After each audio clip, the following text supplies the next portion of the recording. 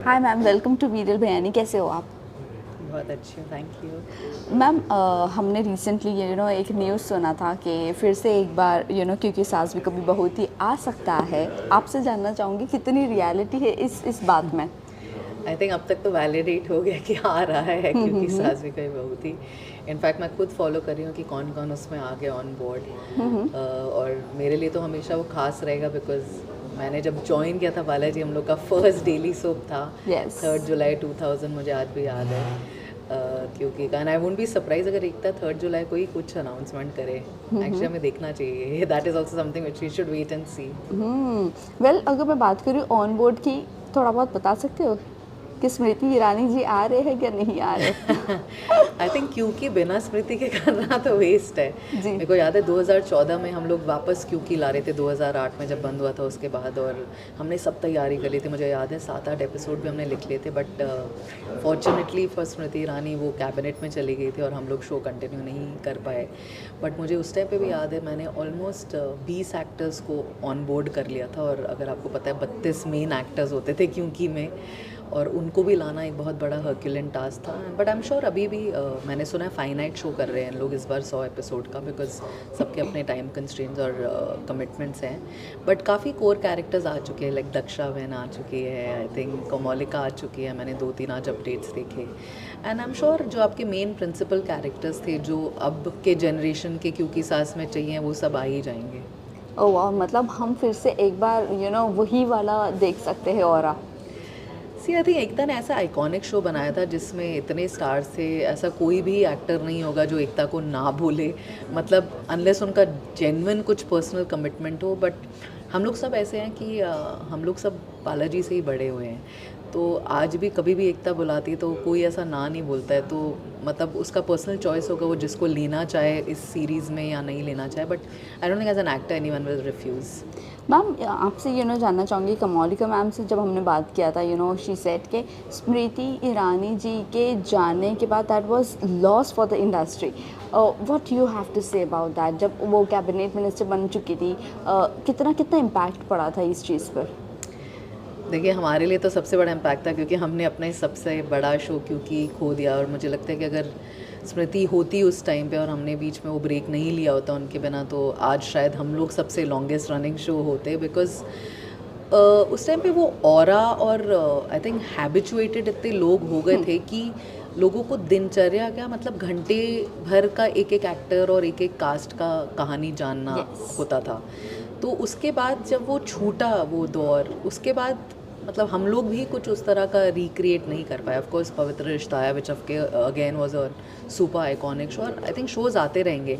But आपके दिल के पास जो है ना, जो मेरे को याद है एकता का पहले इस सीरीज़ का नाम पहले अम्बा था जब उन्होंने पायलट बनाया था क्योंकि का। तो एकता ने जो पहला अपने दिल से जो उसका बना था वो क्योंकि था, और हमने भी जो जोड़ा अपने आप को कंपनी से और उस शो से, उसका कोई मतलब मुकाबला नहीं है। मुझे तो ये लगता है अभी टेलीविज़न ट्रेंड्स इतने बदले, नए शोज़ आए, नए शोज़ रहते भी हैं और कुछ आइकॉनिक भी बने हैं। बट हमारे लिए जो डेली सोप और के सागा और जो डेली सोप जिसको बोलते हैं कि आपको दिनचर्या की ज़िंदगी दिखे हर कैरेक्टर की उसमें, और एक एक कैरेक्टर को आइकॉनिक बनना। सी आज भी बहुत शोज़ ऐसे आते हैं बट ऑनसॉम्बल में आपको 4-5 ही लोग याद रहते हैं। बट वो ऐसा शो था क्योंकि जिसमें आपको 20 से 25 लोग याद रहते थे। कहानी में भी 20 लोग याद रहते थे, क्योंकि कसौटी में भी 20 याद रहते थे। तो उस टाइम पे हम लोग इतना काम करते थे कंटेंट पे कि कैरेक्टर्स जो आइकॉनिक लेवल पे पहुंचते थे वो अब बहुत मुश्किल है पहुंचना। वेल, मैम, जिस तरह से पार्ट 2 भी आता है, अभी अभी वापस से अगर आने वाला है, तो स्मृति ईरानी जी के बिना ये शो में मज़ा ही नहीं रहेगा, वो एसेंस ही नहीं होगा। वैसे ही अगर मैं बात करूँ पवित्र रिश्ता की, सुशांत सिंह के बिना वो एसेंस ख़त्म हो गया था कहीं ना कहीं। Do you feel that? I think जो कोर कैरेक्टर्स होते हैं कई बार उनके बिना obviously you won't feel. It's like अगर आप चाय आजकल को बोले कि नमक के साथ पीजिए सेम दूध वाली चाय, तो आपको शायद उतना मज़ा नहीं आएगा। कोई बोलेगा नहीं नहीं नमक नहीं, हम आपको सी सॉल्ट देंगे, हम आपको। सो ऑफकोर्स आपको एक अलग जायका मिलेगा। बट जो ओरिजिनल कोर चाय जो आपके माँ बाप ने पी है, जो दूध वाली चीनी वाली पी है, नॉट इवन गुड़ वाली, उस चाय का एक अलग ही मज़ा है। और हम लोग जैसे ही आइकॉनिक शोज़ के नाम लेते हैं तो सबसे पहले आपको इमेजरी क्या आती है, आपको वही आएगी कि अंकित और सुशांत ही है। तो वो एक आपके जहन में रहेगा और फिर आप मूव ऑन करके कुछ और बनाएंगे, बट वो जहन में आपके हमेशा रहेगा, स्पेशली हम जो उसके पार्ट थे बनाने वाले और जो ऑडियंस देखे हैं वो शो उनके लिए। तो नई चीज़ें तो आती रहेंगी जाती रहेंगी। मतलब अगर आपको याद है रौनित रॉय जब आया था मिहिर में, तो उसने काफ़ी रिप्लेस कर दिया था अमर के इमेज को, बट जो अमर का मरना और जिंदा था वो आज भी लोग मिहिर को अमर उपाध्याय में ही देखते हैं। तो जो चीज़ जिसकी फोटे रही है वो तो रहेगी, नए लोग आएंगे, नए किरदार जाएंगे। इनफैक्ट हम तो मास्टर्स थे रिप्लेसमेंट के। उस टाइम पे हमारे जो भी कैरेक्टर थोड़े टाइम के लिए मिसिंग होता था, सबसे पहले हमारे पे वो पन आ जाता था, अच्छा ये रिप्लेस होएगा, मर क्या आएगा, जिंदा क्या आएगा। तो आई थिंक वो भी हम लोग कर चुके हैं, बट अब शोज ज़्यादा रियलिज्म पे चले गए हैं because of OTT and everything. अब वो उतना फार्सिकल नहीं कर सकते आप फिक्शन को। बट जैसा कि मैंने कहा कि कोर शोज़, कोर कास्ट हमेशा आपके जहन में रहेगी। अगर आप उनको रिक्रिएट करते हैं तो एटलीस्ट आप 50% कास्ट को रिपीट करना चाहेंगे, और अगर बिल्कुल ही नए सिरे से करते हैं तो I don't know, then there's a chance like 50-50, I don't know.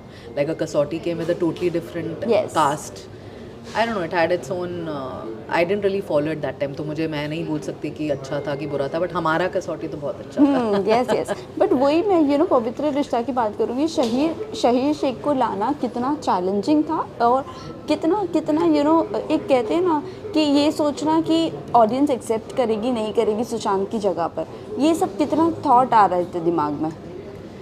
Replacement तो हमेशा आई थिंक किसी के लिए भी इजी नहीं रहा है, ना मेकर के लिए ना जो रिप्लेस है उस एक्टर के लिए, बिकॉज वो भी इतना बैगेज लेके जा रहा है और उसी के सक्सेस की वजह से शायद उसको अपना दूसरा पड़ाव मिला है सक्सेस का। I don't think they can take that away.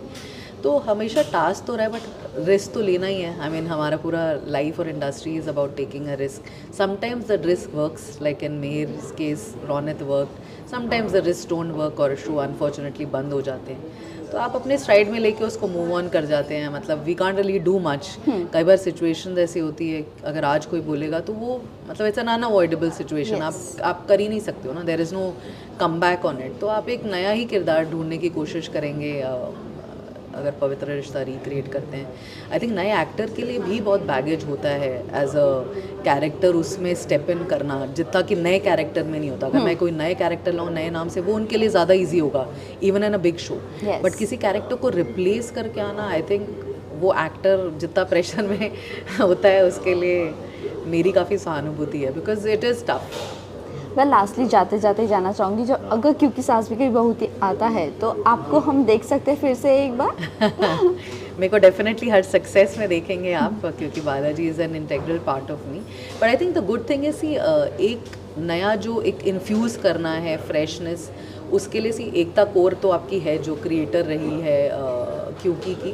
But I think most of the team barring the actors नई आई है, तो कुछ आपको डेफिनेटली नया देखने को मिलेगा। क्योंकि अगर वही ऑडियंस वापस उस शो को देख रही है और वही चीज़ें वापस आ रही है तो उनको लगेगा नया क्या है। तो आई थिंक नए इसके लिए वो है, और यू नेवर नो, कहीं बीच में हम भी आ ही जाएंगे, फीचर हो ही जाएंगे।